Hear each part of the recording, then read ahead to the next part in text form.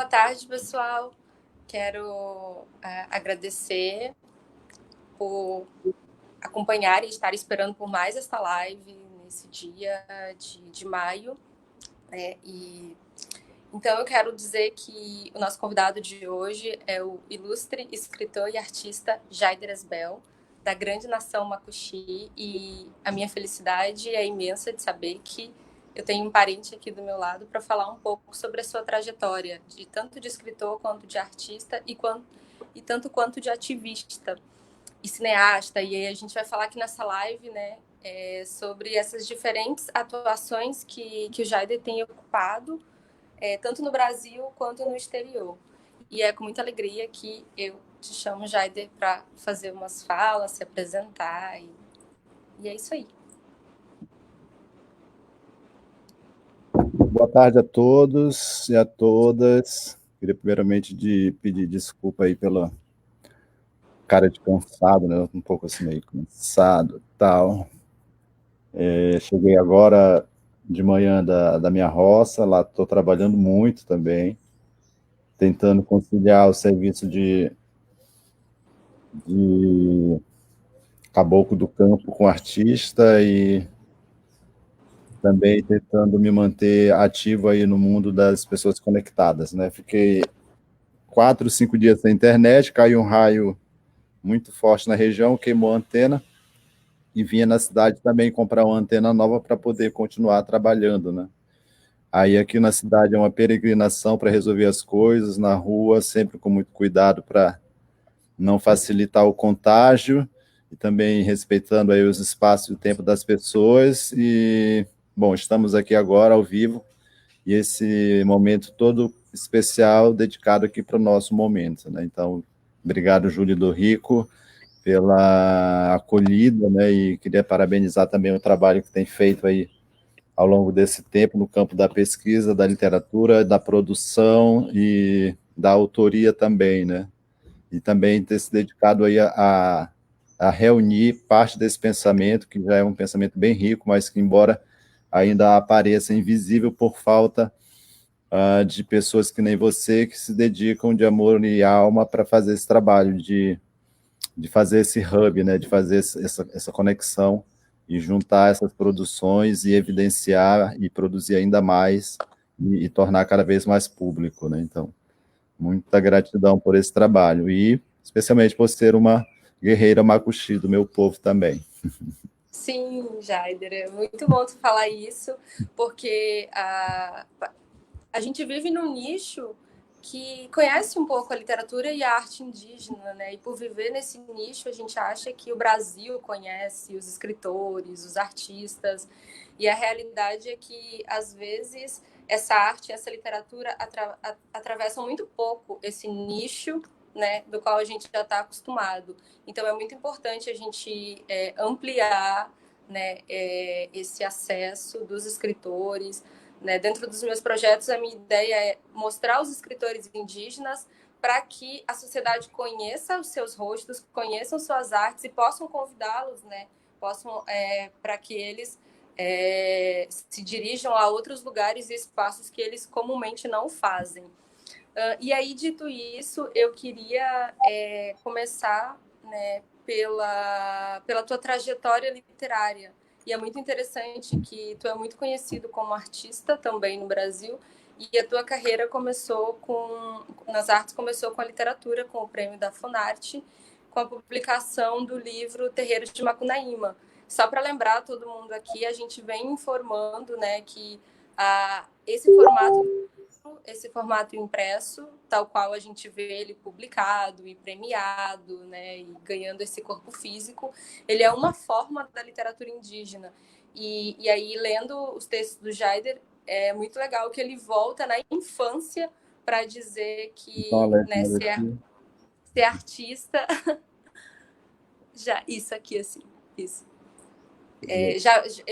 A veia artística já estava presente nele desde a infância, né? Assim como a veia política. Então, Jaider, fala um pouquinho para a gente dessa obra maravilhosa que é o Terreiro de Macunaíma, Mitos, Lendas e Vivências. Acho que é isso. Então, contar um pouco da minha trajetória, né, com o mundo das artes, enfim. Sempre conto essa história por aí, porque é a história que é a minha história, no fato, né? De o meu avô ter falado muito a um passando sobre a grande árvore de todos os frutos, de todas as coisas que a gente depois, numa uma trajetória mais de pesquisa, venho a ter a clarividência de que essa grande árvore é o Monte Roraima e tudo. E ele me falou dessa grande árvore, e a partir daí, da minha primeira infância, 6, 5 anos, eu sou infectado aí pelo vírus da curiosidade e da criatividade, né? E aí, ao mesmo tempo, eu começo a ter acesso à escola e a partir daí buscar as minhas aventuras para o mundo da descoberta, né? E uma descoberta criativa, porque eu fui alfabetizado em casa pela minha mãe e pelas minhas irmãs. Quando eu fui para a escola, eu já fazia leitura de textos e interpretação, produzia textos, fazia as 4 operações, né? Então, quando eu cheguei na primeira série, eu já estava fazendo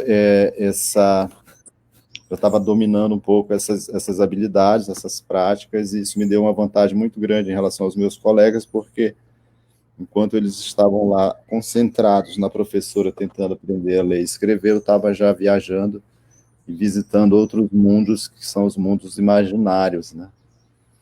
E, e aí, então, eu considero que a minha vida toda tenha sido uma vida de muita produção. Produzi muitos textos mesmo, durante a infância, a escola, adolescência, juventude, e jogava fora, né? A minha mãe foi muito rigorosa comigo, então ela me colocava realmente para ler vários textos, todos os livros da escola que eu tinha que ler todos aqueles textos, interpretar, preencher toda aquela interpretação de texto, produzir novos textos, fazer redação, caligrafia. E, e um dos livros que me marcaram muito, eu até me lembro, foi a história, eu não recordo agora o autor, de repente até você lembra, que era O País dos Meninos Pelados, né? Que era é um livro que foi fragmentado e publicado nos livros didáticos daquela época, então tinha várias histórias, recortes da grande obra Os Meninos do País dos Meninos Pelados, ou era o Mundo dos Meninos Pelados, alguma coisa assim. E aí aquele livro me marcou muito. Então eu cresci nesse meio, né? Foi uma vontade estimulada e depois incentivada para produzir literatura. E literatura a partir do mundo que eu vinha, né? Como eu não tinha, além dos livros didáticos, eu não tinha muito acesso nem à televisão ou revistas, ou tinha rádio, enfim, e livros didáticos e o mundão mesmo das serras e dos igarapés, das montanhas, dos campos, daquela vida nossa de origem, para poder mergulhar na criatividade. Então, eu venho disso. Então, eu me dediquei à escola, enfim, minha vida foi muito, minha adolescência foi muito preenchida por exatamente, a Terra dos Meninos Pelados, Graciliano Ramos, claro, obrigado, Valesca Brinkman, exatamente, Graciliano Ramos, minha referência, né? Comecei bem, não? Aí, eu venho dessa vida, né, porque ao mesmo tempo que eu estou aprendendo a escrever e ler, e detalhe que não foi assim não foram aulas carinhosas, foram aulas à base de palmatória, eu sempre digo isso. A minha referência de educação era muito particular, eu não posso jamais defender o uso da palmatória por aí, mas eu fui alfabetizado na base da palmatória, da surra mesmo, que minha mãe, ela não tinha o menor carinho, ela tinha que aprender o português e tinha que ser de qualquer jeito, e o jeito mais rápido e eficiente que ela achou na época foi a palmatória, que é um reflexo, um resquício da ditadura, né? Eu nasci em 79, tinha recém encerrado a ditadura, as pessoas não sabiam, nem sabiam que tinha começado a ditadura, nem que tinham terminado. Sabia que a palmatória imperava por essa região, por esses interiores, aonde as coisas não chegavam, né? Educação religiosa, palmatória, educação moral e cívica, todas essas questões. Eu nasci e cresci, me desenvolvi nesse universo aí. Então, fui para a escola, já que eu não pude viver uma vida tipicamente macuxi, de viver com os meus iguais, vivendo aquela vida de roça e pescaria e caça e falando a língua. Eu tive que ir para a escola, fui desmamado muito cedo do povo, né? Me apartei dos falantes e tudo. E aí a única coisa que eu tinha era o português mesmo, e mergulhei profundamente no português e acabei me adaptando e gostando, porque eu achei melhor me dedicar a isso, a ter que ficar fazendo uma resistência, sofrendo. Então, eu acho que minha natureza é muito de adaptação e tentar ver as coisas no futuro, né? Então, fui estudar bem português, verbos, flexões, coisas que eu nem lembro mais, tal, pontuação. E aí produzia ótimos textos, deixava as professoras tudo impressionadas, os colegas, escrevia cartas, cheguei a escrever carta para os outros, cartas de namoro, essas coisas todas. E aí fazia belos poemas e tal, brincava com a coisa e botava alguns colegas para ler, eles liam, achavam maravilhoso. E eu pegava e rasgava tudinho depois e jogava fora, né? E assim foi desde a minha infância até a adolescência, lá na Normandia. Aí participei de vários concursos de redação, ganhei coisas que eu nem me lembro mais, nem conto, nem vou atrás porque não me lembro, não tem tanta importância, mas a minha trajetória com a literatura foi muito bem resolvida desde cedo. E aí encerrou o segundo grau na Normandia, uma cidade muito pequena, e aí eu não tinha muito o que fazer lá, ou me entregar a uma vida muito comum, igual aos dos meus primos, parentes por lá, casar muito cedo, ter filhos e viver uma vida muito difícil, e se não se cuidar, se acabar no alcoolismo, enfim, naquela vida mesmo que muitos não sobrevivem. Eu optei por vir para a cidade com 18 anos, depois de ter sido recusado para o Exército, vim para a cidade para poder buscar uma outra alternativa para continuar sonhando e dando vazão a essa curiosidade que já era minha mesmo, mas foi estimulada ainda mais por essa incisiva cobrança e estímulo da minha mãe, né? E aí vim para a cidade, arrumar algum trabalho, consegui logo um trabalho, e aí depois fiz o concurso público. Com 19 anos eu estava concursado, federal, tinha um bom salário, e aí nessa época eu meio que estudei um tempo na literatura ou não, mas e aí logo em seguida, depois já de me consolidar, fazer todo o treinamento técnico da empresa e me consolidar enquanto funcionário, eu voltei de novo a sonhar alto com o fato de ser escritor, né? De produzir alguma coisa, eu já não estava mais me aguentando não produzir nada. Então, nessa época eu já tinha acesso à internet aqui na cidade de Boa Vista, na capital, consegui acesso à internet e fui procurar sobre editais, né? Alguém já tinha me falado sobre editais, edital é uma coisa que estão aí para alguns órgãos lançam editais para estimular e tal, e eu fui na curiosidade, zapeando, googando já, e aí vasculhei lá e encontrei o edital Funarte para criação literária, um estímulo para novos escritores. Aí eu fui ler o edital, acessando o computador da empresa, acessei, e aí li o edital, e aí achei muito simples, pareceu muito simples, porque então até então edital, acesso a alguma política pública, para mim era coisa de outro mundo, né?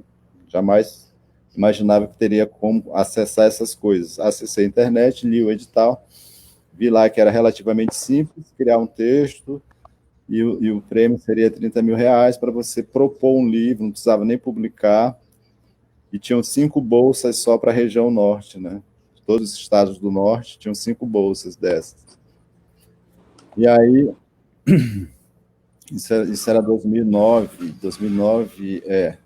eu já tinha feito minha graduação, já tinha saído da faculdade, já tinha feito uma especialização, saí da faculdade em 2007, fiz uma especialização. No final da especialização, eu comecei a procurar esse edital, achei e fiz a inscrição de última hora, né? Aquela coisa, deixando tudo para a última hora. No último minuto, consegui mandar a proposta e, para minha surpresa, fui aceito entre os 5, né? Os cinco selecionados, as 5 bolsas. Vários inscritos de todos os estados, eu consegui a bolsa para publicar O Terreiro de Macunaíma, Mitos, lendas e histórias em vivências, que já remete aí àquela curiosidade despertada lá na infância dos 5, 6 anos, né, antes de ir para a escola, na pré-escola. Então, eu me dediquei a produzir esse livro, são 10 histórias que eu chamo de neocontos, que tentam investigar aí o que existe de práticas diluídas no meio da cultura dominante, sobre o que remete às nossas origens, às nossas práticas comuns dos nossos antepassados e tal, lá. E aí fui investigar algumas histórias, como as histórias dos Canaimé, a própria história dos cavalos selvagens, como é que surgem os cavalos selvagens aqui em Roraima, como é que eles chegam e tudo. E aí um pouco da minha própria trajetória do campo, a relação com os rios, com os animais, enfim, com o próprio gado, né, que é uma figura marcante, a vaca, o boi, uma figura super marcante na minha trajetória, na minha poética. E aí a gente conseguiu compilar essas 10 histórias e o livro não era para ter sido publicado, porque não era proposta do edital, era simplesmente para propor. E aí escrevi os 10 contos, mandei,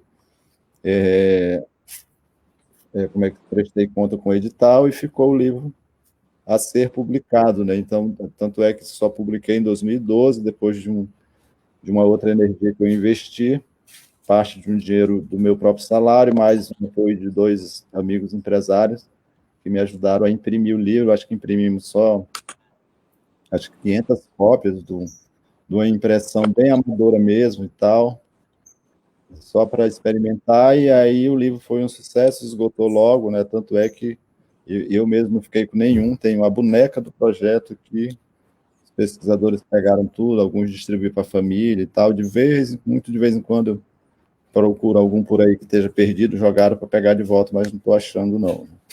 Doei Eu alguns... também. Se alguém tiver, se você for uma dessas 500 pessoas e quiser me vender, olha, eu compro, viu? Jaider, mas a gente pode falar, existe essa possibilidade de a pessoa estar interessada no livro e você vender agora como você fez comigo, ou você prefere não fazer Bom, isso? o que eu tenho é o PDF, né?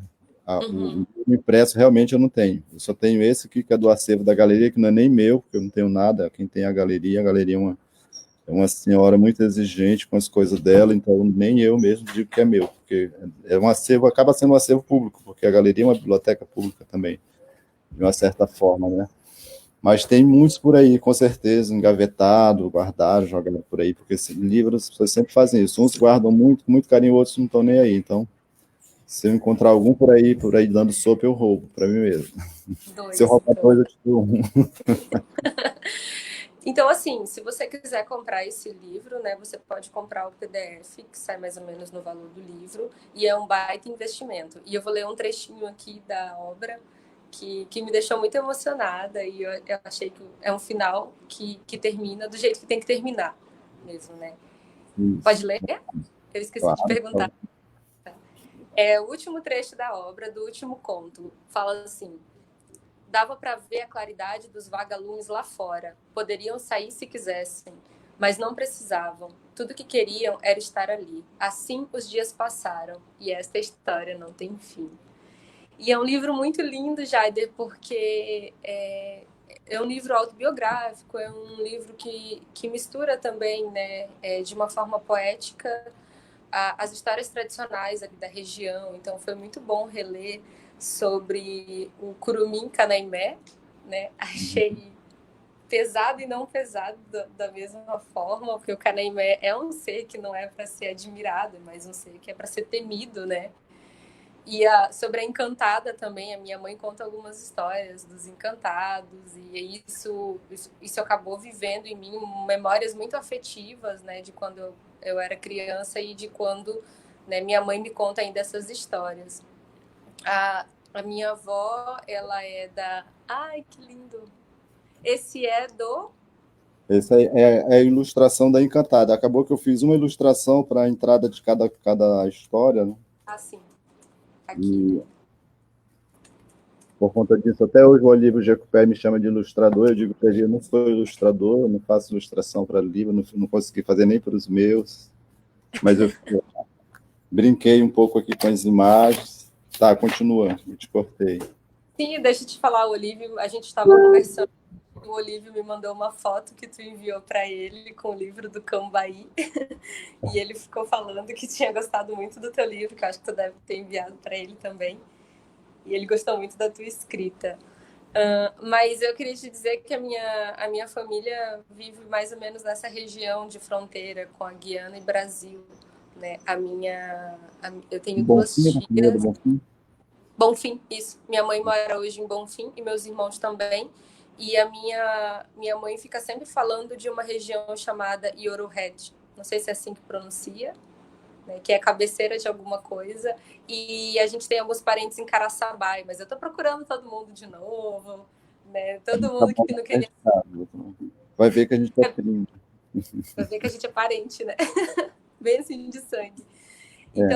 Então, esse livro em especial tem sido assim, foi fantástico para mim. Ele reviveu todas essas memórias da Encantado, do Canaimé, da vivência, do ritual, tem um ritual muito, não sei se é famoso, né? Mas tem um ritual entre os Makushi que é de jogar pimenta nos olhos. Eu tinha visto um vídeo sobre ele e aí contar na história isso me lembrou o vídeo e eu entendi o porquê que o ritual passa a existir no mundo e a explicação da relação do gado com uma região, né, em que não tinha gado e passa a modificar substancialmente a vida do povo Makushi. Então, gente, super recomendo a obra, vocês vão amar como eu amei. E aí a gente está aí esperando uma segunda edição também, né, Jaider? Vamos trabalhar para isso. Então, é isso, a hora da propaganda. Manda aí uns 20, 30 reais para minha conta, eu mando o livro para vocês, assim a gente vai se ajudando. Super vale a pena, gente. Ou então me venda um desses livros, por favor. Eu ia ficar muito feliz.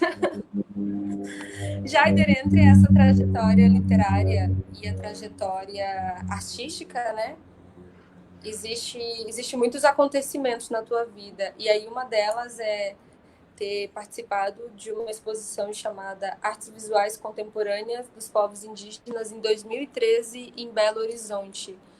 Antes da exposição, me conta mais ou menos, que tu já estava contando a trajetória, né? Como foi que tu começou efetivamente a... Tu falou, vou, então, né, investir na minha carreira de artista e vou começar a pintar. E quais foram as tuas motivações, né, que te levaram a essa exposição e a Então, de fato, não dá para distinguir onde começa uma coisa nem outra, né? Tem esses pontos aí de mídia, mas o desenho e a literatura, para mim, eles vêm junto, porque vem junto com a oralidade. A pessoa conta uma história, a pessoa imagina uma imagem na cabeça, e ao mesmo tempo que ela imagina, ela quer contar e já vira outra produção, né? Portanto, isso reflete lá naquela pergunta clássica, onde é que começa a literatura, qual é a origem da literatura, o que é a literatura indígena, uma coisa de letras mesmo, e a gente remete que não é letra, talvez seja palavra junto com escuta e visão. Tal.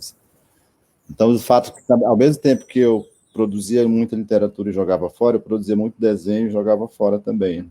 E antes da exposição Ira, eu já tinha ganhado dinheiro já tinha ganhado um prêmio lá no canal Ania, aqui na comunidade do Guapixana, aqui perto de Boa Vista. Nessa época eu estava bem metido na igreja católica, né? Eu sou uma pessoa católica, fui batizado como católico, então segui boa parte do rito, acompanhei muito e aprendi muito com os padres, com as madres, foi fundamental para ampliar a visão de mundo também, né? É fundamental isso na minha formação, eu não nego e nem não tenho vergonha nem porque dizer que não fiz sim, e foi fundamental para entender melhor as intrincadas relações dos povos com o Estado, com os outros poderes e tudo, porque você acaba tendo acesso que sozinho você não conseguiria. Né? Então, tenho essa trajetória, e numa desses episódios, eu estava num congresso de catequistas indígenas no canal Ani, e lá rolou um concurso, uma brincadeira, um concurso de desenho, e eu ganhei o concurso, né? Com um desenho, tarará. Então, isso eu era um adolescente de 14, 15 anos e tal. Então, essas coisas elas vão aparecendo assim ao longo da minha própria automemória, e aí vão me deixando cada vez mais mais consciente de que não há exatamente uma separação entre uma coisa ou outra, né? Mas, assim, quando eu fui convidado para a exposição Mira, Artes Visuais Povos Indígenas, isso já vem de uma trajetória que aqui em Roraima mesmo eu já tinha produzido o Encontro de Todos os Povos, né? Que é uma iniciativa que vem a partir dessa angústia positiva de ver tanta coisa maravilhosa, tanta potência, e a gente não poder fazer nada e também não ficar esperando por ninguém, enfim, e se apropriando desses espaços, dessas conquistas e estimulando as coisas, fazendo na prática, né? Então, quando eu fui convidado para essa exposição, isso já também perpassa por um caminho de uma primeira exposição que eu fiz lá no Rio de Janeiro, na época, a convite do coletivo do Cristino Aptiana. Ele me convidou, nessa época ele veio a Roraima, conheceu meu trabalho, ficou muito impressionado e me convidou para uma exposição lá, e também para um encontro de escritores, junto com o Daniel Munduruku, aquela turma toda. Olha, eu não estou acreditando, o Ailton Krenak está vendo a gente, maravilha, está a presença mágica. Obrigada, mestre.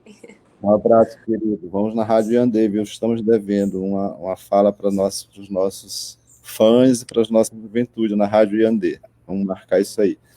Então, Julie, então é um pouco isso, né? Uma coisa vai levando a outra, e aí quando eu fui convidado para ir para a Mira, Exposição de Artes Visuais, eu cheguei em Belo Horizonte, no meio de um evento inédito, que tem a presença do Ailton, inclusive, claro, né? Sempre tem um dedinho do Ailton por lá, junto com a Maria Inês de Almeida, que foi a grande produtora, e aí cheguei, e aí já pude atuar também como um cicerone, como uma pessoa que recebe, porque a equipe estava bastante ocupada e para receber tantos artistas de vários países, tanto os indígenas brasileiros quanto de Peru, Bolívia, Colômbia, Equador. E como eu já tinha essa experiência de ter produzido um evento de grande porte aqui em Roraima também, já caí em campo ajudando a equipe e ampliando também a minha experiência de produtor e enfim, de articulador e de acolhedor dessa demanda, né? Então, além de atuar como artista, atuei também nos bastidores para receber e organizar melhor a acolhida desses artistas que vieram nos visitar lá em Belo Horizonte, né? Foi uma exposição fantástica, de uma potência muitíssimo grande, tinha uma ousadia também muito grande, e logo na sequência disso, 2014, veio a primeira grande crise, e aí o projeto já não andou como deveria andar, né? Mas era ousado a ponto de visitar as principais capitais do Brasil, e além e levar toda essa produção para a capital dos países dos artistas que foram convidados, né? Mas aí veio a grande crise, as mudanças de diretoria nas universidades, toda aquela primeira onda clara de fascismo, e aí a coisa desandou. E aí hoje a Mira é um grande laboratório, um grande documentário, um grande registro e uma grande provocação para que a gente leve ela adiante, né? Para que a gente continue trabalhando, não sei se com aquela configuração, mas com qualquer uma outra, mas que é uma deixa que já foi deixada, um desafio lá atrás que já nos foi colocado, e nós estamos devendo levar adiante aquela primeira fagulha que já foi acesa, né? Então, é um pouco isso também. E a It Was Amazon, você tem duas exposições, né? O Neto de Macunaíma e It Was Amazon. Foi mais ou menos em que período, né? Foi depois do Mira? Então, a Mira foi em 2013, né? 2013 teve a Mira. E nesse mesmo ano, 2013, a Mira foi em junho, por aí. Quando foi em setembro de 2013, eu fui embora para os Estados Unidos e voltei em 2014. Eu fiquei 8 meses lá, nesse meio tempo. Lá eu fui convidado para dar umas aulas de cultura amazônica, junto com a Leda Martins, que é uma antropóloga que trabalha com os Macuxi há vários anos, fez o seu doutorado com os Macuxi, depois foi embora para os Estados Unidos, conseguiu se fixar nessa universidade, e aí ela, quando retornou num desses anos, que todos os anos ela vinha para Roraima para ficar com a família de férias, ela também conheceu meu trabalho, que nessa época estava começando a ter visibilidade, gostou muito e me convidou para ir colaborar com ela nesse curso, né? Ela tinha um um recurso de um programa lá, e aí me convidou como professor, e aí eu consegui ir. Nessa época eu era funcionário ainda da empresa, não consegui negociar com a empresa, pedi minha licença sem remuneração em 2013 e fui embora para lá. E só voltei em 2014, depois de 8 meses.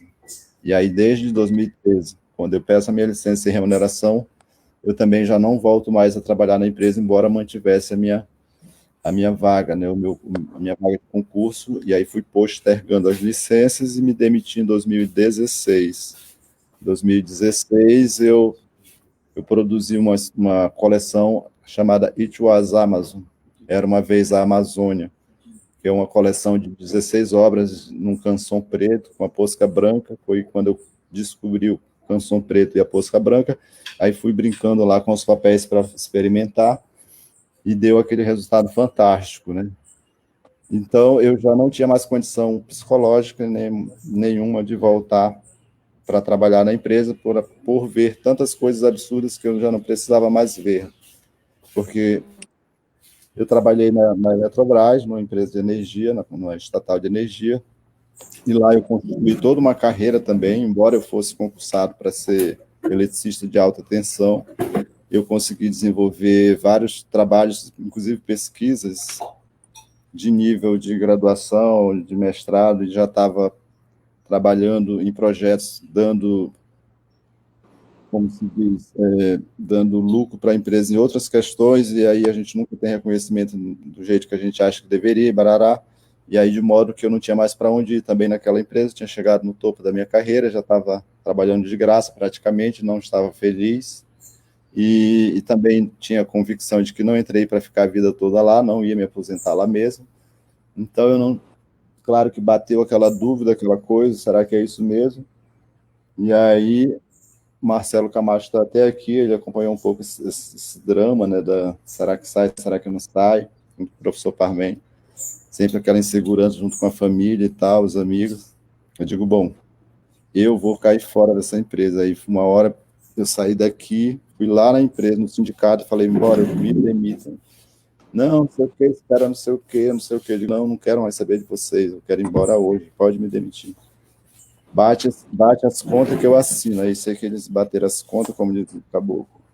E aí assinei, peguei a minha pastinha com a It Was Amazon, depois de ter feito uma exposição aqui em Boa Vista, e fui embora, comprei uma passagem, desci no Maranhão e fui subindo. Passei 6 meses subindo daqui para lá, até chegar em São Paulo e encontrar o trabalho de novo do Ailton Krenak, lá na Bienal de São Paulo, junto com o Bené Fontelli, naquele projeto que eles fizeram, já com aquelas conversas para adiar o fim do mundo.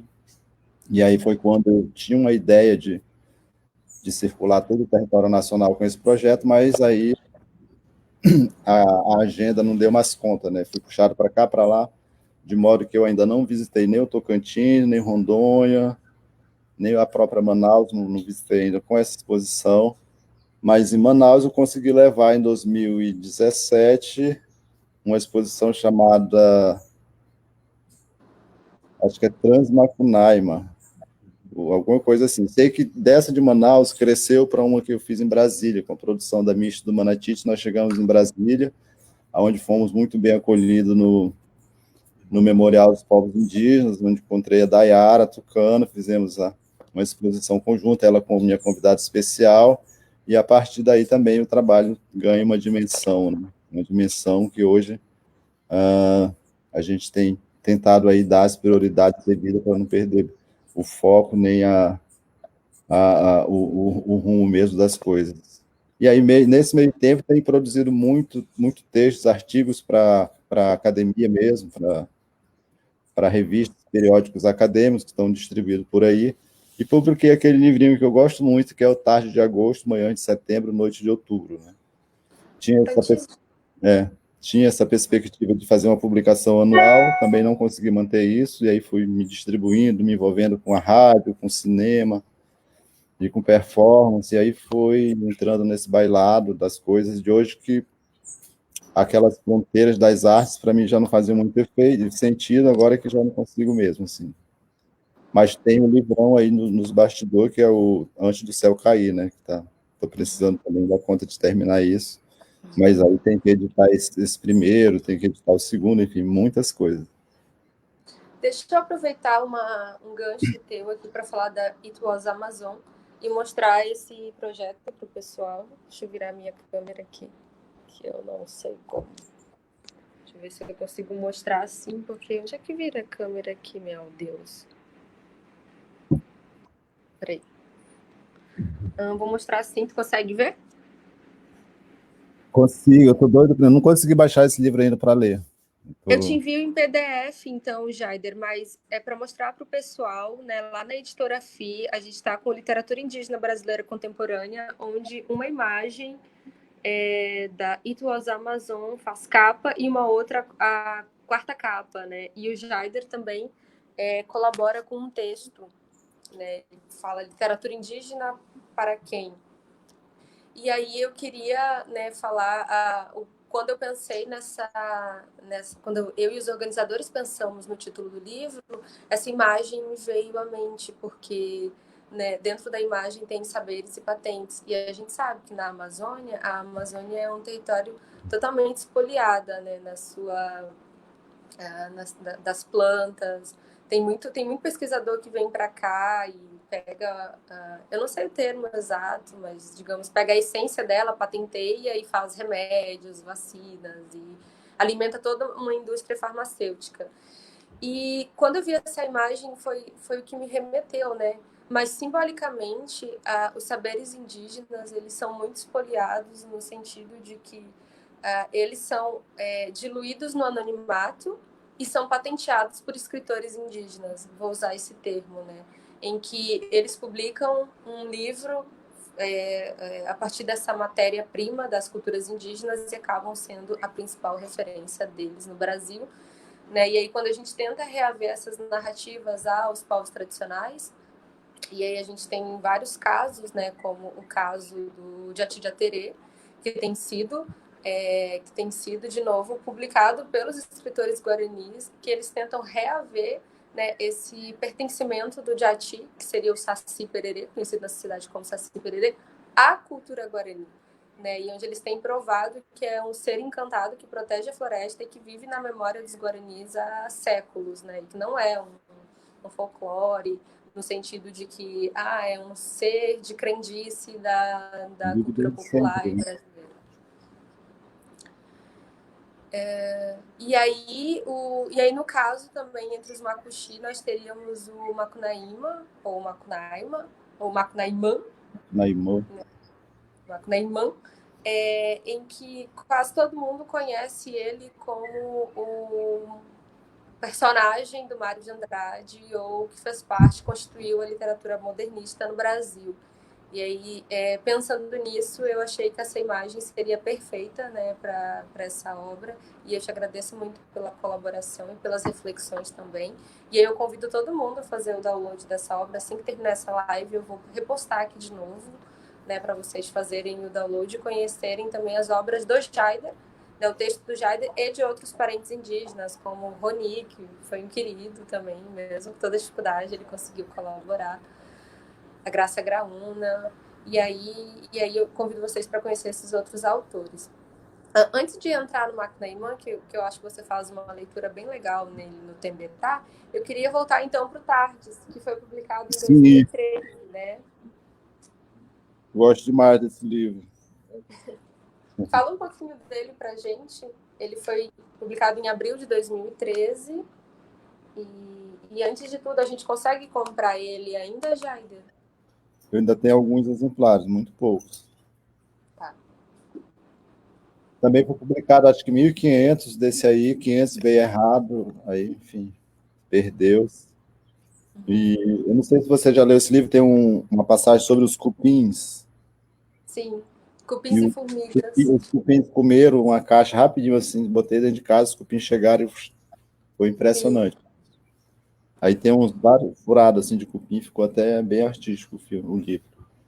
Esse livro, Julie, ele tem são vários ensaios de uma, duas, três laudas que eu ia escrevendo durante o intervalo do trabalho ou da faculdade, escrevia uma coisa, guardava, escrevia, guardava. E aí, durante um bom tempo na minha vida. Eu tirava férias em setembro, sempre em setembro, e viajava para algum lugar aqui do Brasil. E aí, nesse ano de 2014, eu decidi não viajar. Eu fiquei em Roraima e fui lá para a Vivenda, que é onde eu estou hoje, que eu chamo de a minha roça. Eu fui para lá e aí também é aí que acontece aquela passagem onde eu falo que depois de ter me afastado tanto do campo e do silêncio, quando eu retorno, eu me estranhei, fiquei com medo do campo e do silêncio, né? Silêncio. Quando deveria ser o contrário, que a cidade, enfim, a urbanidade deveria assustar, o campo e o silêncio me assustou. Mas aí foi quando eu tive o tempo de escrever algumas outras histórias e fazer uma amálgama, né? Fazer uma amarra, juntar todos esses textos soltos e fazer uma costura, e fazer o livro meio que ficar um pouco com algum sentido. E aí fiz isso também naquela velocidade própria e apresentei para um amigo hoje que já está em memória, né, que é o Feucho Mangondinho, um jornalista roraimense, muito habilidoso, muito talentoso. Pedi a opinião dele e ele falou, pode escrever, pode publicar que está maravilhoso. Né? E aí foi quando eu decidi também fazer uma edição própria. Né? Então, nessa vez aí eu me cadastrei como editor na Biblioteca Nacional, um amigo fez a diagramação e nós imprimimos nessa gráfica em Manaus também. E aí fui vendendo de mão em mão, porque eu nunca investi numa campanha num livro meu. Assim. A primeira editora também basicamente só imprimiu, não fez muita coisa também e tal. Peguei as caixas de livro, fiquei distribuindo de mão em mão, esse segundo também. De modo que nunca trabalhei com a editora assim que investisse energia, ou dinheiro, ou tempo na campanha de um livro meu. Sempre gostei muito de tratar muito no manual, no boca a boca, no mão a mão, a minha produção literária, né? E eu acho que, sei lá, de repente, se as coisas ganharem alguma outra dimensão, talvez merecesse investir numa coletânea, numa reunião dessas produções para fazer um negócio mais acessibilizado para as pessoas, né? Porque parece muito sacanagem, né? Ficar com coisinhas pequenas, assim. O meu foi uma colega, uma professora que comprou, que estava no. Eu falo Jala, mas a pronúncia é outra em Ah, espanhol. Esse já. aí veio até autografado com uma arte do Jaider aqui, olha só. Não, acho que me lembro. Alguém falou, não, vou comprar um para Dori, Júlia Dorico e tal. Tem uma coisa nesse livro que. Primeiro eu li o Tembetá, então eu reli de novo, né, para trazer umas questões aqui para o debate. E aí, uma que me deixou bastante sensibilizada foi saber, então, que o ritual da pimenta nasce para proteger os Macuxi da tristeza de ver seus territórios destruídos pelo gado que, então, adentra nesse lavrado, né? Foi trazido pelos fazendeiros para configurar uma nova constituição de roubo, né, dos territórios indígenas e fazer parte, então, dessa cultura da sociedade dominante. E aí tem esse trecho que eu acho muito sensível. Se tu me permite, eu quero ler ele aqui. Posso? Só para eles falar, assim, o ritual, ele se contemporaniza fortemente nessa cena, né? Porque o ritual ele já é nosso desde todo tempo. Para curar a cegueira, visão, essas coisas todas, ampliar o horizonte de visão no campo espiritual, biológico com espiritual, essa coisa toda. E aí ele é praticado fortemente para poder também curar ou proteger a alma dos parentes, dos nossos antepassados, que adoeciam no contato visual com o gado. Né? E aí você tem nessa passagem uma aplicação de uma habilidade ancestral milenar, desde sempre, para um problema contemporâneo, que é a chegada do gado. Então, você acopla aí as culturas milenares com a cultura moderna, ou com a cultura do invasor e tarará, e faz essa conexão aí, como se fossem os conectores se juntando, assim. Você consegue fazer essa leitura assim, maior do que... Uhum. Tá, agora vai lá. Hoje, entendo o porquê daquelas muralhas que fechavam a passagem aonde a gente ia pegar a Samiúdo, logo curvando a serra. Cercavam a aldeia por todos os lados e os mantinham encurralados como gado, sem nada no tempo. Sem pescar, sem caçar, sem fazer canoa, roça, palhoça, paçoca. plantar só em cima da serra. Se criassem, tinha que dar a cota. Sem escola, sem igreja, sem roça, sem peixe, sem panela de barro, sem pimenta, sem nada, como animal em extinção. Para contextualizar, é que os macuxis são acuados, né, pelos jagunceiros, por esses capatazes que os fazendeiros, esses grandes fazendeiros dessas terras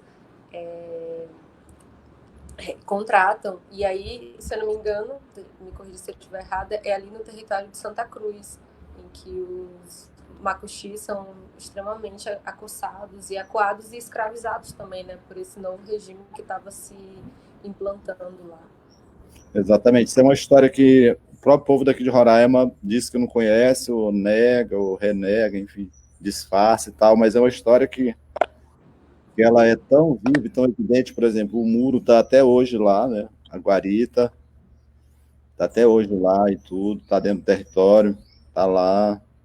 E eu cresci ali acompanhando tudo isso, vendo, acompanhando, indo com a minha mãe nas comunidades, escutando a narrativa, especialmente das mulheres, né? Porque os homens sempre estavam ocupados, ou presos, ou por aí, tentando caçar e pescar alguma coisa, longe, porque na região não podia. E aí a gente acompanhava mais as crianças e as mulheres que ficavam na comunidade, né?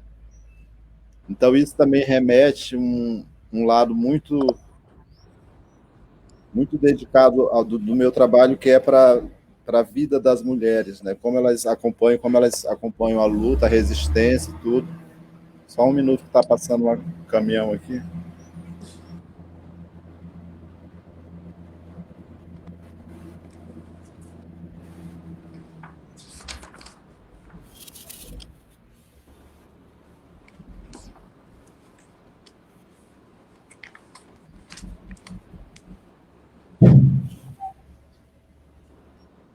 Eu não sei se tu conhece um vídeo que eu fiz também junto com o Enoque Raposo, que o Enoque fez a gravação do vídeo. E aí eu fiz um depoimento também lá, exatamente nesse muro. Tem um vídeo de 10 minutos no meu Facebook, onde eu mostro a guarita, a gente faz lá um ritual de defumação, limpa um pouco a energia do lugar, tira o mato e passa uma tinta e depois aplica um monte de arte lá e tudo, a convite da escola da Santa Cruz, né? Os professores me convidaram, do Chawas, e aí eu fiz esse trabalho lá.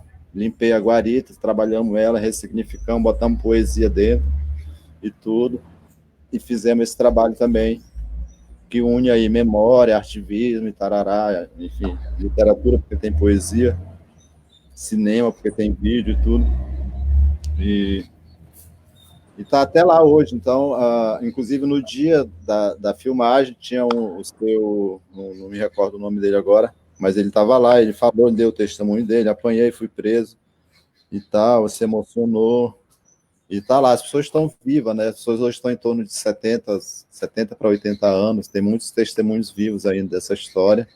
É uma história muito recente, uma história de neonazismo mesmo, entendeu?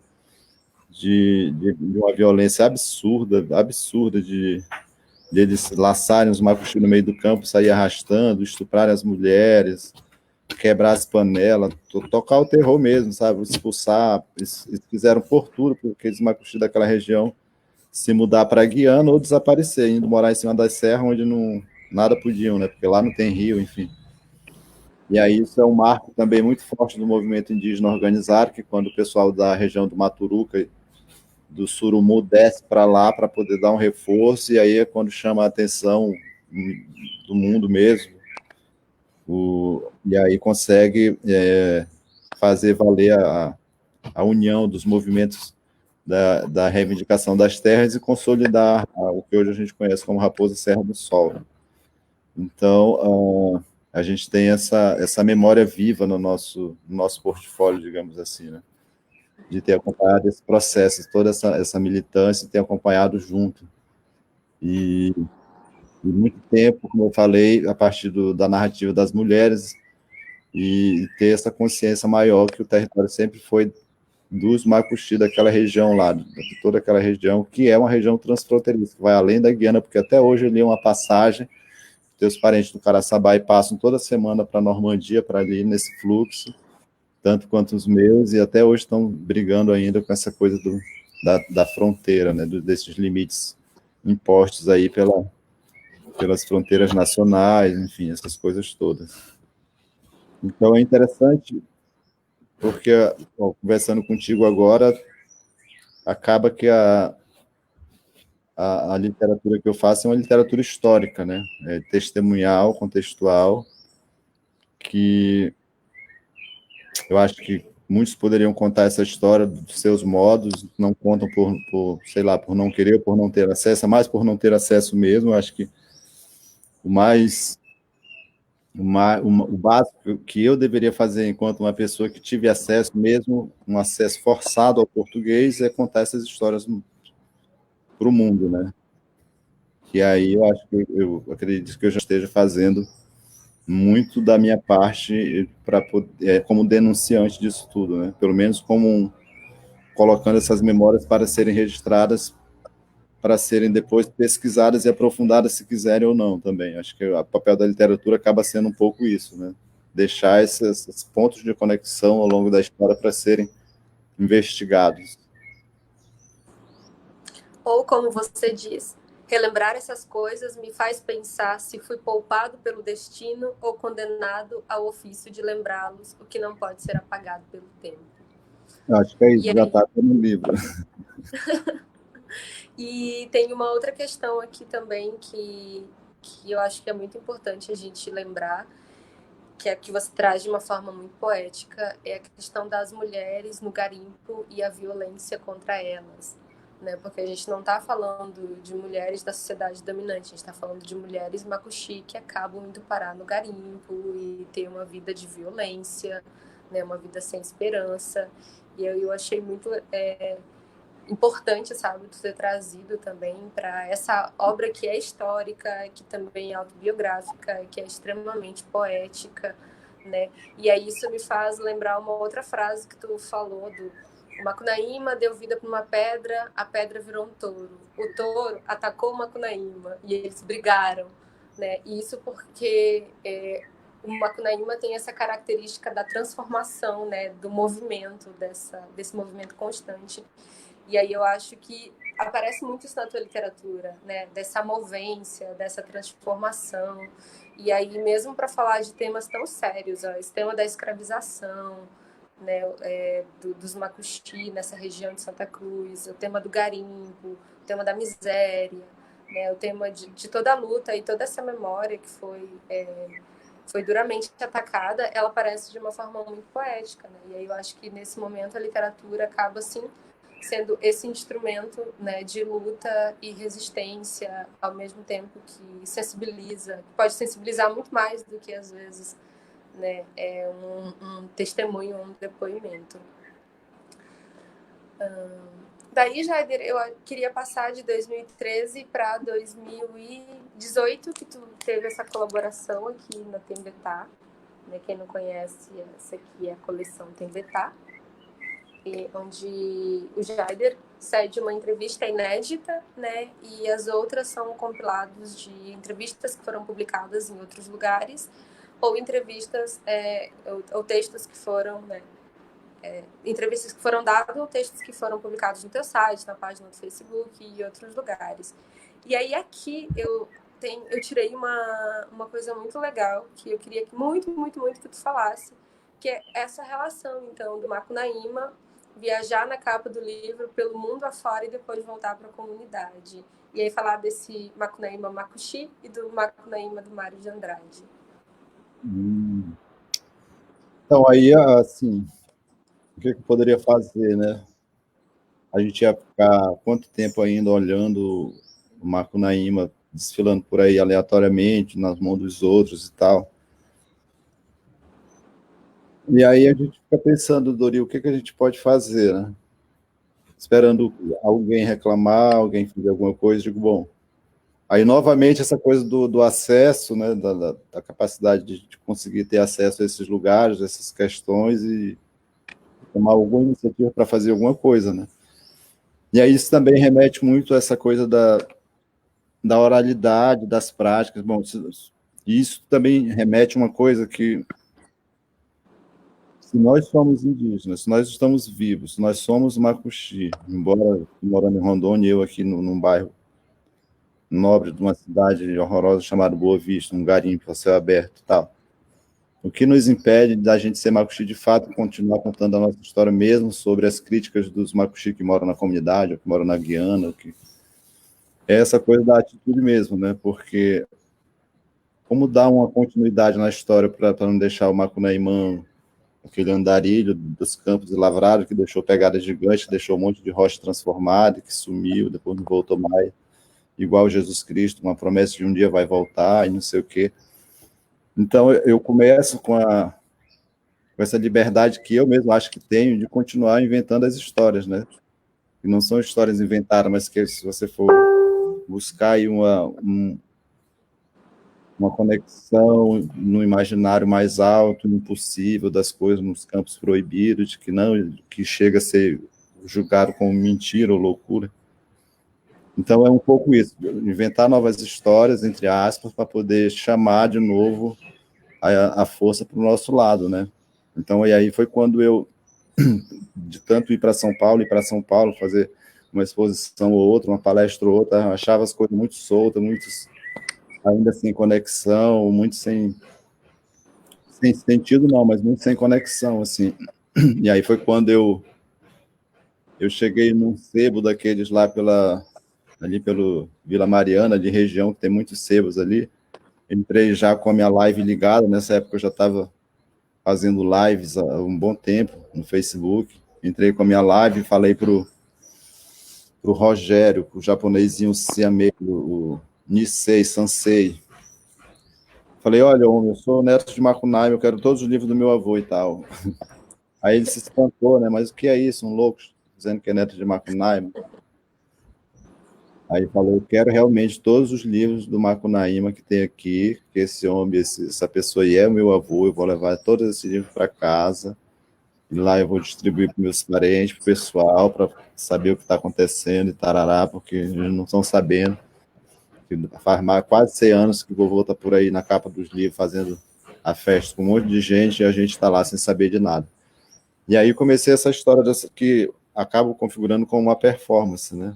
E aí sei que eu comprei todos os livros, e aí uma outra pessoa também apareceu na história, se sensibilizou e comprou mais uns 40 volumes, me mandou depois pelos correios e tal. Mas elas são assim, você dá uma de doido, bota uma energia em alguma coisa, algum outro também se energiza e as pequenas revoluções vão acontecendo, né? E aí depois fiz aquela provocação lá em São Paulo mesmo, com vários atores de lá, artistas, enfim, produtores, digo, olha, eu quero reunir umas pessoas aqui para conversar sobre o Macunaíma de uma forma muito própria. Eu não quero ocupar nenhuma sala, nenhum instituto de ninguém. Eu quero conversar debaixo das marquises, debaixo do Parque Ibirapuera, em algum lugar no meio da rua, onde der. Porque essas histórias elas não são de ninguém, elas são do mundo, do povo. E Macunaíma gosta de liberdade, de estar em lugar aberto e tal. Também ensaiando um pouco esse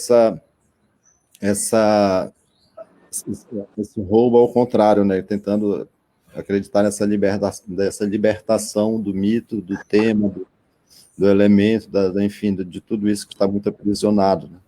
E aí foi quando a gente lançou o Passo Passo Macunaíma, que aí até um determinado tempo foi confundido com uma coisa para São Paulo. Eu digo, não é uma coisa para São Paulo, para reforçar ainda mais a cena do Mário de Andrade aqui. Eu vim aqui em São Paulo porque ele está mais segmentado aqui, mas foi exatamente desfragmentar isso aqui e levar especialmente de volta para a Amazônia, para onde é a casa dele, né? Então, aí rola muito essas confusão assim ainda de sentido das coisas, né? E aí tive que desconstruir tudo isso, dizer, olha, não é uma coisa para São Paulo, de novo, não, São Paulo não, eu vim aqui buscar uma coisa, mas preciso me fortalecer, vim para cá, preciso me energizar um pouco para dar um outro pulo de volta e tal, mas a coisa é sempre assim, móvel e uma coisa muito fora de lógica, como é a própria natureza do Macunaíma, né? Macunaíma nosso mesmo, ele não é nada certinho, não é nada cristão, nada catedrático, nada alinhado e tudo.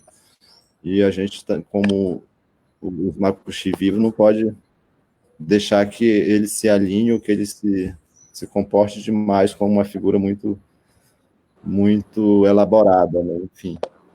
Aí sei que a gente está fazendo vários malabarismos nessas questões, tem a exposição Macunaíma, o buraco é mais embaixo, escrevi aquele artigo para a revista Macunaíma, meu avô e mim, e aonde eu conto um pouco essas coisas, né?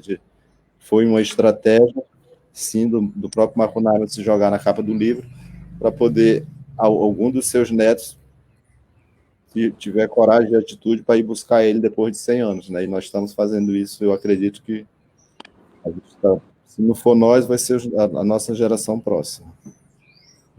E aí que tem aqui, né, Jader, essa outra publicação em que você participa, e eu não sei se está dentro desse contexto que você me contou, ou se ela veio antes, mas eu acho que está dentro desse contexto, né, de problematização da figura do Macunaíma, do que seria, que é bastante debatido também, da apropriação cultural, né, e de como os indígenas veem, né, essa relação entre o Mário de Andrade.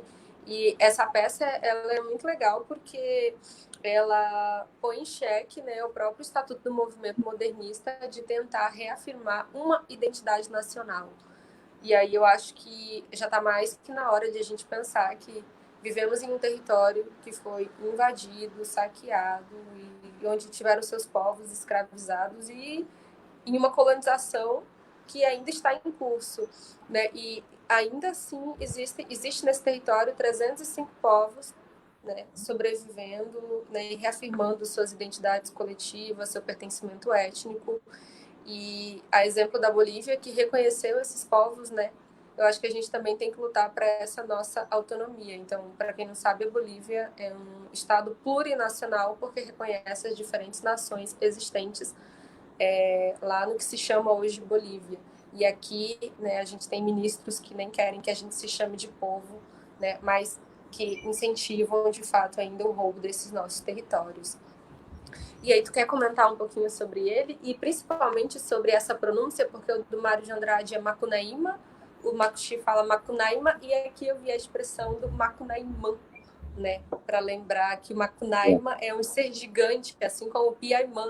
Eu acho que o vovô Aculi é até bem didático, né? Ele fala de grande, Piaimã, grande, gigante. Então, esse livro aí, ele é com certeza fruto dessas provocações, né? E a partir dessa minha exposição, dessa minha autoexposição mesmo, especialmente por meio do Facebook, né? Eu sou muito fiel ao Facebook porque através dele eu consegui ampliar toda essa rede de pessoas, de trabalho e tarará, muito mais do que o Instagram. O Instagram eu não consegui me interagir muito com ele, tanto é que eu perco alguns contatos porque as pessoas mandam um recado lá e eu não vejo. E aí demoro muito a responder, elas vêm no e-mail, no Facebook. Mas, assim, o Facebook me ajudou muito a ampliar isso. Foi como eu encontrei por lá também a Débora Goldenberg, trabalhando essa poética. E aí, depois que ela soube dessas minhas reivindicações, ela me convidou para trabalhar junto nesse seminário lá em São Paulo, né? E a partir daí que a gente fez uma série de atividades, tanto no Casa das Rosas, na própria Casa Mário de Andrade, e outros dois lugares que eu não me recordo agora.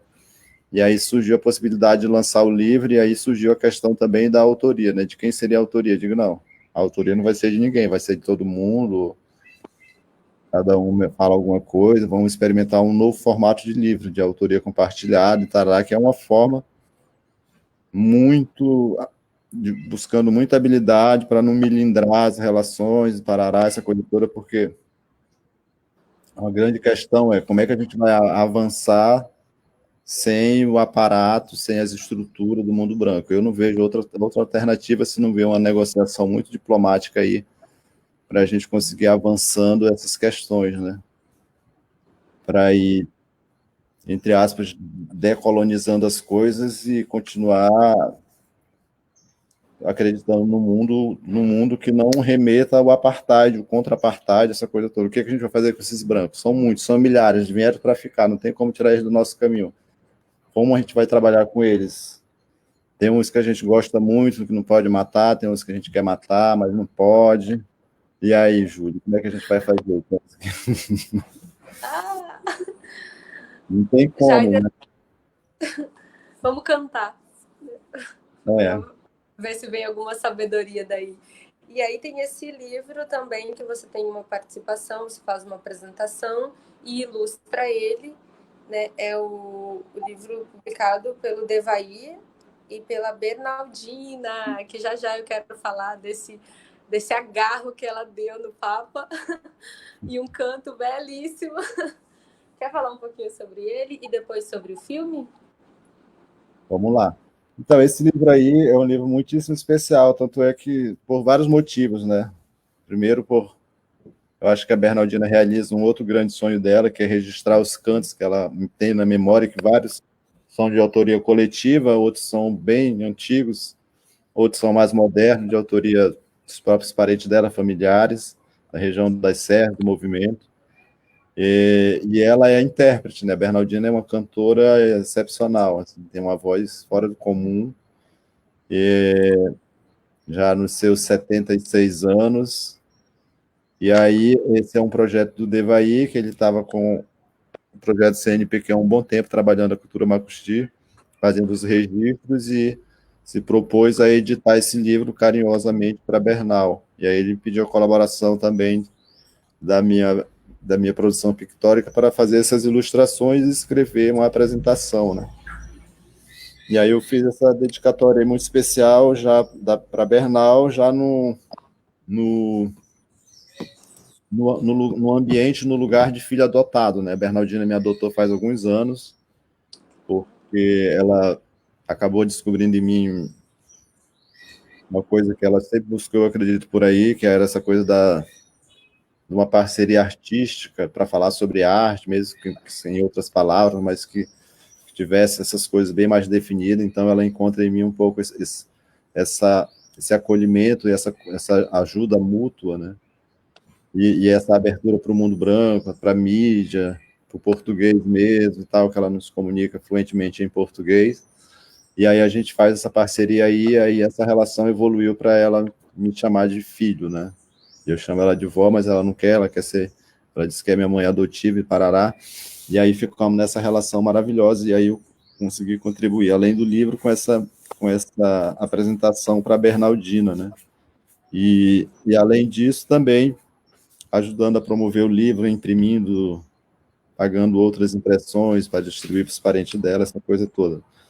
E é um livro muito carinhoso, e também porque o professor Devaí já fez a passagem dele, já não está mais entre nós, e deixou, além desse trabalho aí, e por acaso a comunidade até hoje espera ele para ir lá fazer o lançamento, naquela coisa de pesquisador, nunca foi nem vai, só se ele descer do céu. E tem também esse outro aqui, que é o Uriri, que é um outro projeto dele também, já remetendo ao povo Yanomami, mas ele fez, além desse, Júlio, um outro também com a capa minha e várias histórias, vários pandões do povo Macuxi, enfim, que não está no prelo, mas foi impresso, está lá pela editora ainda, enfim, o homem foi embora e não conseguiu encaminhar o projeto para distribuir, que é um para o Museu do Índio, uma grana do Museu do Índio, enfim. Outra história, um projeto maravilhoso que ele fez também. E aí, esse livro é fantástico, só não é melhor porque não tem o CD, né? Ele tem as músicas, tem a tradução, mas a, não tem a melodia para as pessoas cantarem, né? Mas aí já fica, pelo menos, registrado aí para uma outra iniciativa fazer a gravação no modo de música mesmo, né? Então, pouco a pouco que as pessoas vão conseguindo fazer, vão somando, vão compilando, guardando para nem que seja para memória e registro mesmo. Aí esses eu tenho vários aqui ainda. Ela levou alguns para distribuir também para os padres, para os amigos dela da igreja, aquela coisa. Enfim, ela está lá na comunidade do Maturuca. Ela esteve comigo aqui no início da pandemia, aqui na galeria, mas aí ela resolveu, antes do negócio ficar mais crítico, ela resolveu voltar e está por lá morta de saudade, querendo descer, e eu digo, não desça, fica aí mesmo, porque não, melhor viver com saudade do que morrer para cá por causa de besteira. Fica aí. Agora ninguém está seguro em lugar nenhum, né? Porque até por lá já começou já a ter casos lá na região das serras. Jaider, e aí tu acabou disponibilizando para nós, assim, no VaptVupt, o filme Amazônia Cosmo, é isso? Cosmo, né? E aí, em que conta um pouco, né, essa reflexão sobre a destruição do mundo e o fatal desabamento do céu, e esse trânsito também, né, de ti em diferentes mundos da Amazônia, depois com os parentes lá dos Estados Unidos, numa cerimônia do Pauau, e também o evento de encontrar o Papa, né, que era o sonho da vovó Bernal, de encontrar o Papa. E eu acho que aquela cena maravilhosa, porque ela tem um canto, o canto é muito lindo, né? E eu fiquei emocionada com aquele canto dela. Ela canta 2 vezes no filme, né? Aparece 2 vezes ela cantando. E esse é um dos momentos assim que emociona. E aí todo mundo saiu me procurando depois porque eu compartilhei, né? Aí eu falei, galera, vocês chegaram tarde, porque depois não estava mais disponível, então fica bom para atiçar a curiosidade da galera também. Não sei como que vai ser. Vocês ainda vão lançar? Quando é que vai estar disponível para assistir de novo? Então, Júlio, isso é mais uma relação interessante desse mundo com os brancos, né? Essa guerra com os brancos. Esse filme ele foi feito por uma produtora chamada Anca Filmes, lá da Suíça, financiado por um monte de gente, um monte de organização. E eu fui convidado, lá no início da história, fui convidado para fazer tipo aquele livro lá, enfiar umas imagens no filme, né? O Daniel me conheceu no Facebook, a gente se tornou amigo. Um belo dia eu recebi um e-mail dele dizendo: sou o Daniel Schweitzer, não sei o quê, estou fazendo um filme aí, gostei do teu trabalho, queria te convidar para fazer um filme por amor à Amazônia, botar uns desenhos teus e tal.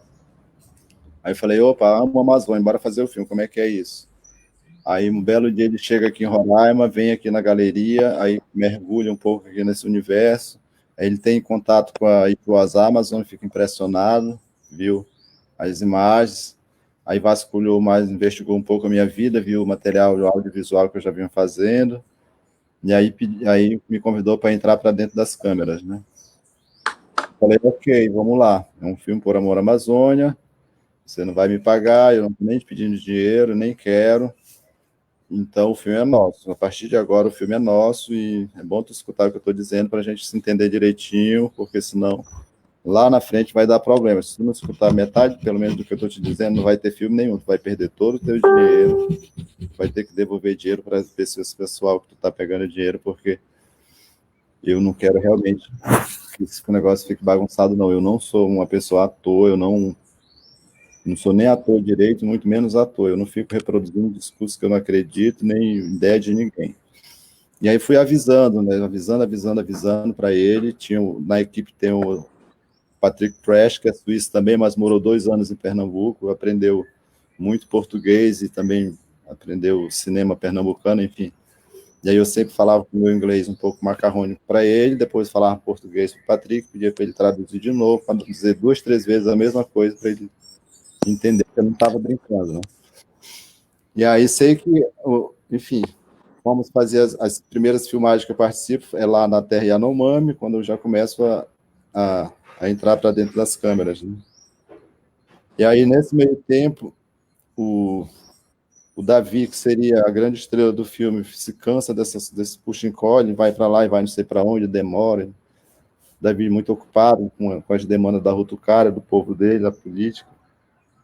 Os parentes do Suruí também se distanciaram por uma razão ou outra, e sei que sobrou para mim ficar dando uma cara, uma voz para o filme, né? E aí, lá pelas tantas, quando eles viram que o Davi não ia mais mesmo, ele me pediu uma sugestão, o diretor pediu para eu indicar um outro xamã daqui da Amazônia e tal, para poder compor o filme, que o Davi já não ia mais. Eu falei, olha, é o seguinte, não vai xamã nenhum não, quem vai é uma mulher, e eu já sei quem é essa mulher. Não vai um homem não, porque já tem homem demais no mundo, os homens já, macharada, já estão na frente das coisas há muito tempo, só fazendo besteira, agora é a hora das mulheres. Se você quiser me escutar, você vai botar uma mulher nesse filme. Nessa parte ele foi legal, que ele escutou.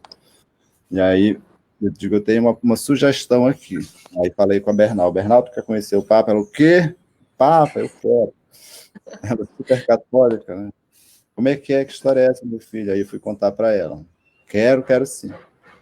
Aí fui falar com a família, a tribo toda e tal, liderança, comunidade, conselho indígena e tarará. E aí coloquei eles em conexões e falei, resolvam, vamos ver o papo, de um jeito ou de outro. Aí sei que ela topando e eu me responsabilizando pela segurança dela, e a gente foi fazer o filme, né? Foi quando a Bernardina entra no filme com a figura feminina e tira a imagem do cacicão, do xamã, e bota a figura feminina da anciã. E isso também foi a vitória nossa no filme, foi essa, assim, além de tudo. E aí sei que o filme sempre ele disse, o filme não é para o Brasil, o filme é para os europeus ver, para saber que existe índio, aquela coisa toda, para saber que os índios pensam, que os índios têm visão, porque tem muito europeu que nem imagina isso. Eu falei, tudo bem. E aí, quando o dito cujo do presidente ganha e tal, e a coisa começa a ficar bem crítica mesmo, mais do que já estava, eu falei, não, Daniel, é o seguinte, a gente vai ter que ter uma versão para o Brasil. Não, porque não sei o que, nós queremos, eu quero uma versão para o Brasil, é melhor escutar lá o que eu estou dizendo. Não, porque não tem dinheiro, digo, dá teu jeito. Aí ele pediu para eu elaborar um documento, uma justificativa de por que eu queria esse filme, em português, não sei o que, fiz tudo isso, mandei. E aí ele foi dar os pulos dele para arrumar o dinheiro, para editar o filme. E aí ficou demorando. E aí eu disse lá na internet, Daniel, é o seguinte, vamos liberar esse filme para a galera ver, o mundo vai acabar mesmo antes de tudo. E aí ele ficou me enrolando, não me deu nenhuma resposta, passei e-mail, não deu nenhuma resposta. Aí eu peguei, eu tinha o código, né? Digo, pera lá. Joguei o filme na internet. E aí foi uma teimosia mesmo, uma Transgressão, né? uma transgressão. Digo, eu não quero nem saber quem vai assumir isso aí, não. Eu vou foder com esse filme agora, com licença da palavra. Eu larguei o filme, né? O filme ficou. Ainda avisei a galera, espalhem que o filme, vão bloquear o filme. Aí o filme rodou 2 dias, mas aí a gente salvou o filme, né? Porque aí a Dayara, eu e a Dayara fizemos uma sessão gravada na Rádio Yandê e tá lá até hoje. Não é o cinemão grande, mas é o filme todinho sendo passado com comentários lá na Rádio Yandê. Então é um pouco isso, nessa postura. E aí o Davi realmente não tinha mais condição nem energia para ir. O filme mandou o livro, pediu para eu levar o livro, entregar na mão dos papas e tal, e a gente fez aquela cena lá, política. É uma cena política, né? Embora eu seja batizado, seja católico, porque eu sou batizado, não tem como voltar atrás, enfim, eu entendo muito bem que aquilo ali é um filme, para mim é uma atuação política, artístico-política. A Bernardina, claro que ela, no universo dela, ela acha que está realmente diante do grande representante de Deus, mas o Papa é um cara gente boa, tem uma energia maravilhosa, enfim, uma pessoa do bem, e foi aquilo ali. Então, para lembrar, quem quiser assistir o filme pode acessar a Rádio Yandê, né? Procura lá no vídeo da Rádio Andê que tem, está gravado lá. Procurar essa live em que eles transmitem e depois eles têm até um bate-papo contigo sobre o filme, né? Eu consegui acompanhar. Então, o filme está salvo lá dentro dessa plataforma. Então, você não vai assistir ele sozinho, vai assistir ele dentro desse contexto da rádio, mas vai conseguir assistir o filme. Então, e vão lá que tá muito lindo, vão escutar a vovó Bernal cantando. E aí, Jaider, eu sei que tu tem uma live daqui a pouco, né? Eu também tenho. E aí eu quero encerrar falando duas coisas e eu tenho uma pergunta para ti, né? O primeiro é que você foge um pouco desse padrão dos nomes indígenas dos escritores especial, que tem adotado o nome coletivo, né, para se autoafirmar na sociedade dominante. Então a gente tem Daniel Munduruku, Eli Makuxi, Eli Potiguara, né, que acabam adotando esse nome étnico, né, para poder se lançar enquanto escritor e escritor indígena. E aí é muito legal ver que você não tem, né, esse nome étnico. E eu queria que tu falasse um pouquinho sobre o porquê você não, então, adota esse nome de povo e quais os limites, sabe? Ou se não existe fronteiras, né, para a gente pensar essa questão. Né? Se você está totalmente... eu vejo muitos questionamentos da legitimidade, sabe? E aí eu acho que daria uma outra live também a questão da racialização, que acaba obrigando, né, o indígena a sempre se identificar com o povo. Mas daí primeiro eu queria saber qual foi a tua opção, né, de escolher o nome. Não, vai ser Jaide Eresbel, meu nome artístico. E eu nem sei se é o teu nome próprio, eu nunca li nada sobre, né? Eu até queria perguntar isso. E se tu tiver outro, nem fala, até eu nem gosto de saber dos outros nomes de RG, que eu acho que são violência, né, contra os indígenas, então. E a segunda, que eu acho que é bem, né, bem positiva para a questão indígena, que é a questão dos conceitos. Né? Então, a gente vem com um movimento dos conceitos de tentar ressignificar os termos índios e termos tribo, né? E tentar sugerir uma outra linguagem que seja mais respeitosa e que não lembre, ou talvez, né, que não evoque aquela da imagem ossificada do índio genérico na sociedade brasileira. E aí eu vi, por acaso, eu estive lá em Brasília, mas totalmente por acaso mesmo, porque meu avião teve uma chuva de raio. E aí eu acho que Macunaíma me conduziu porque estava tendo a exposição do Vai e Vem, né? Aí eu não sabia que ela estava lá em Brasília e o professor Pedro Mandagará acabou me conduzindo pela exposição, e nessa exposição Vai e Vem, que foi para alguns estados do Brasil, tinha um quadro teu lá, e aí falando do termo indígena, né? E lendo na coleção Tembetá, eu gostei muito da tua fala, que pensa para a gente não categorizar, né, os conceitos, as funções, tudo isso, mas de a gente problematizar e estar em constante alerta. Né? Então, aqui eu queria lembrar que quando a gente propõe o termo indígena, a gente está alertando sobre o que o termo índio carrega consigo, né? Quais são os adjetivos negativos, essas imagens negativas que eles evocam. Mas, ao mesmo tempo, para a gente pensar que o termo é utilizado em diferentes contextos, né? E por diferentes grupos, como o termo índio na tua boca não tem o mesmo peso que na boca de um branco dentro da universidade, dentro de um contexto de poder, etc. Né? E aí eu acho que essas diferentes facetas são muito legais serem debatidas para a gente, então, ficar em estado de alerta em relação a elas também. Né? De a gente estar sempre, né, trabalhando em prol de um movimento, de uma causa indígena que também está em alerta e está em transformação continuamente.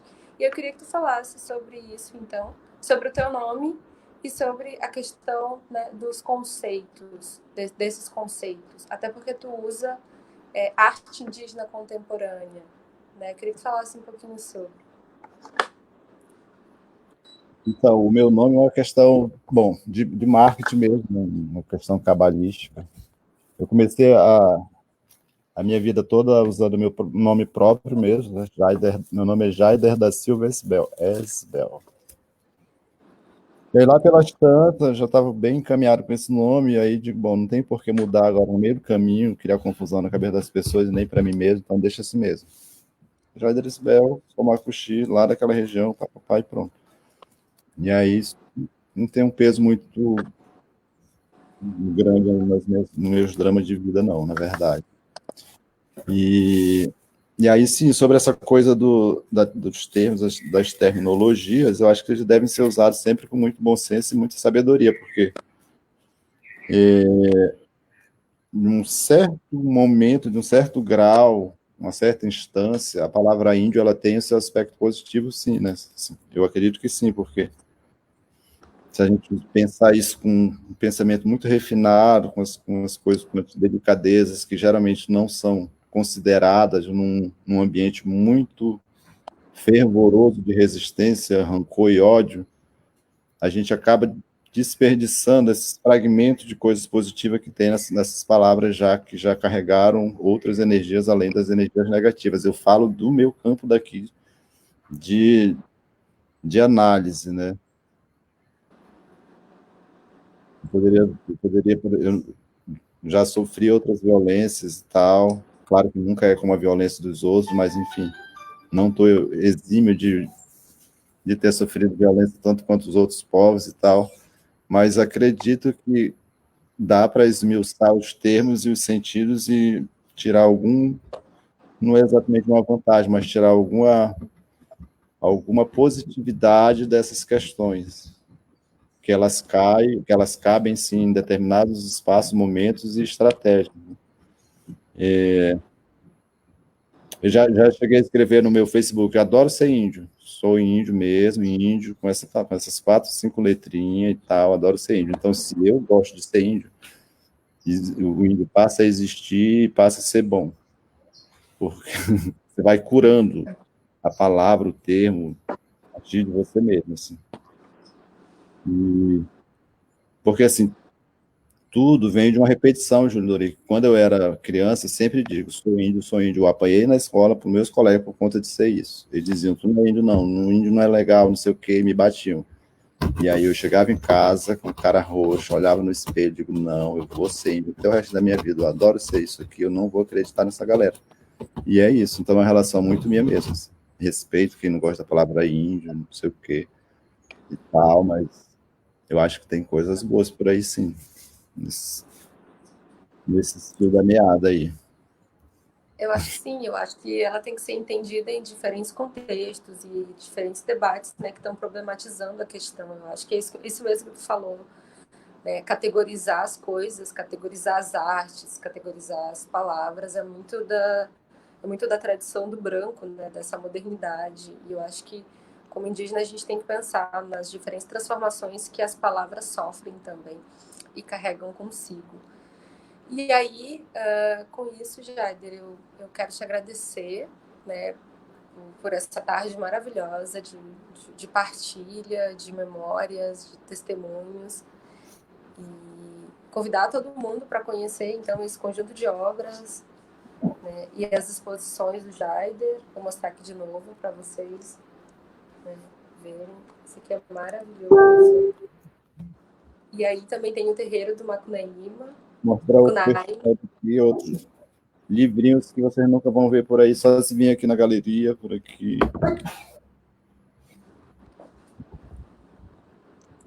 Um livro. Esses não estão à venda? Não. Tem vários.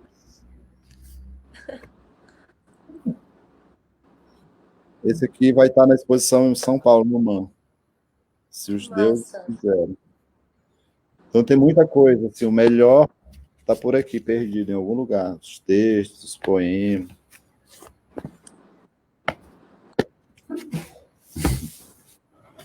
E aí, se tu me permitir, eu queria também enviar o meu livro para a tua galeria, né? O Eu Sou Makuxi e Outras Histórias. Eu acho que faz parte um pouco dessa memória, né? E esse resgate dessa memória, dessa identidade. Então, não sei se pode, mas fica aí o convite também para o Eu Sou Makuxi viajar de Porto Velho até... Eu mando o endereço, você manda. Para compor a nossa biblioteca aqui. Eu não li ainda, confesso, já vi, já manuseei em algum lugar, já abri e tal, mas não consegui ler. Mas quando ele chegar na galeria e você tiver tempo, você dá uma lida e tal. Então tá é isso, gente. Eu vou passar as palavras. Pode falar. Um monte de gente comentou aqui, especialmente as meninas, sempre guerreiro. O Olívio Jacupé estava por aqui, o Ailton deu a ar da graça, o pessoal do Nordeste, do Acre. Muito bem, gente. Então é isso. Muito feliz por estar compartilhando com a minha parenta direto, acho que é minha prima, se vacilar, aqui da região na borda do Rio Maú, por ali. E essa história de Rondônia, vai até quando? Quando é que volta para Roraima? Não volta, não tem volta. Quero voltar sim. Estou precisando. Esse território está me chamando já faz alguns anos, mas eu estou só terminando o doutorado, né? Terminando umas atividades e depois eu quero passar um tempo aí. Inclusive, eu não sei se conhece o Ivo, né?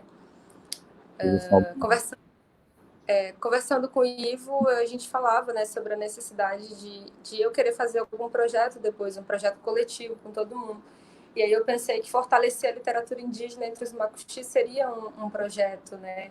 E aí eu estou pensando como fazer isso contigo, com os outros parentes que estão aí, mas só depois que eu terminar o doutorado que dou conta não, é muita coisa. Tudo bem, termina logo então. Gente, gratidão, energia, todo mundo que acompanhou aí. Daqui a pouco vou ter outra live aqui, mas é para estudantes do ensino médio. Acompanhe também. Muita força Vai para ter ti, contação de sabedoria. história? De repente rola. Eu vou estar conversando com a professora, vamos ver para onde ela vai me levar. Só para lembrar todo mundo, e Jaider também, essa live vai ficar salva no canal Literatura Indígena Brasileira, lá no YouTube, onde eu estou reunindo todas as lives com os parentes indígenas, né? Então, quem quiser conhecer aí o material dos outros escritores e o do Jaider também, e essa conversa maravilhosa que a gente teve hoje, é só dar uma corridinha lá no canal. E, né, seguir o Jaider no Facebook e no Instagram, que ele não usa muito, mas vamos ver, né, ali para frente. Obrigado, É isso, Julinho. já. Obrigada, obrigada. Tchau, pessoal. Uma boa tarde para vocês. E vamos para a live do Jaider agora. Deixa eu respirar aqui 20 minutinhos, 5 minutos. Tchau, Jaider. Um abraço. Tchau.